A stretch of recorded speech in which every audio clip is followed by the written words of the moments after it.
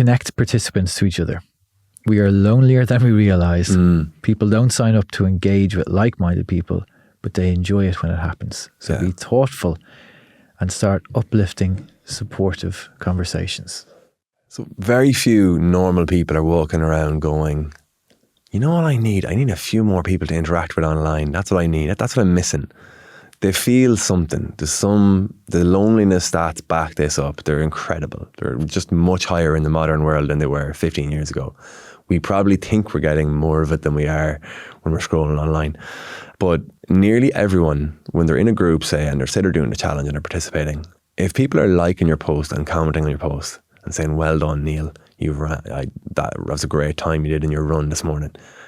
People love it, and they love seeing what other people are doing, and they love seeing other people who are fitter than them and less fit than them, and then they're kind of positioning and they're kind of like going, geez, that woman who's 10 years older than me has just ran X this morning. Geez, I should get out and run now. There's no excuse. Whatever it is about that whole relationship, it activates something in their brain that they're missing, and normal people don't realise that, and they're surprised by how much they enjoy the group. Because we're curious by nature. We want to know about people.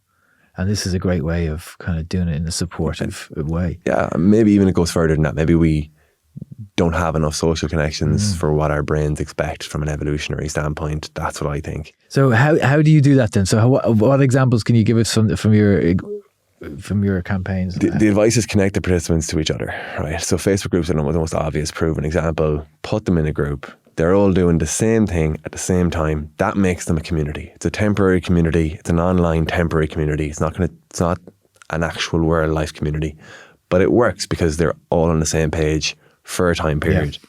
You could recreate that anywhere that they can interact with each other. On a smaller scale, a WhatsApp group for a short time period would work brilliantly. So there are apps we're looking at to try and do the same thing, but it just means they can share their experiences, they can comment, they can have a discussion. Traditionally, what you would do is you communicate with your person. So your community team or your events team rings you or goes on the trek.